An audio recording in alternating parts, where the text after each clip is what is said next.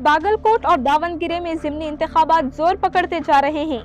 दावनगिरे ज़िमनी इंतखाबात के लिए आज़ाद उम्मीदवार के तौर पर नामजदगी जमा करवाने वाले सादिक पहलवान अपने हामियों के साथ वज़ीर आला सिद्धरामैया से मुलाकात के लिए पहुंचे और बातचीत की। इलेक्शन कमीशन ऑफ इंडिया के दफ्तर के मुताबिक बागलकोट और दावनगिरे साउथ असेंबली ज़िमनी इंतखाबात में मजमूई तौर पर 34 उम्मीदवार मैदान में हैं।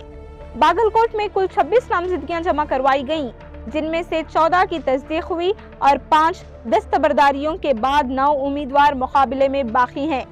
इसी दौरान दावनगिरे साउथ में 45 नामजदगियां जमा करवाई गईं, जिनमें से 36 मंजूर हुई और दस्तबरदारियों के बाद 25 उम्मीदवार मुकाबले में हैं। ये ज़िमनी इंतखाबात मौजूदा कांग्रेस एमएलए एचवाई मेथी जो बागलकोट से हैं और शमनूर शिवशंकरप्पा दावनगिरे साउथ की वफात के बाद जरूरी हुए। कांग्रेस ने बागलकोट के लिए उमेश मेथी और दावनगिरे साउथ के लिए समर्थ शमनूर को मैदान में उतारा। दूसरी तरफ भारतीय जनता पार्टी ने बागलकोट के लिए वीरभद्रैया चरंतिमठ और दावनगिरे साउथ के लिए श्रीनिवास टी दासाकरियप्पा को नामजद किया। इंतखाबी हुकाम ने पोलिंग के दौरान अखराजात की निगरानी सख्त कर दी है।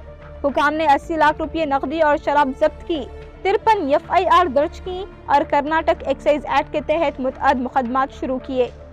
मजीद बरा इलेक्शन कमीशन ने बताया कि पिछले एक माह में 4 रियासतों में वोटरों को मुतासिर करने के लिए दी गई गैर कानूनी मुराद की मालियत 408 करोड़ रुपये से जायद जब्त की गई है।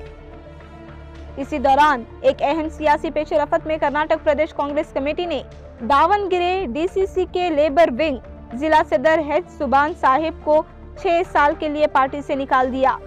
सुभान साहिब दावनगिरे साउथ ज़िमनी इंतखाबात में बागी उम्मीदवार के तौर पर हिस्सा ले रहे हैं और मुबैना तौर पर पार्टी के खिलाफ तौहीन-आमेज बयानात दे चुके हैं, जिससे पार्टी की नज़्म व ज़ब्त की खिलाफ वर्जी हुई।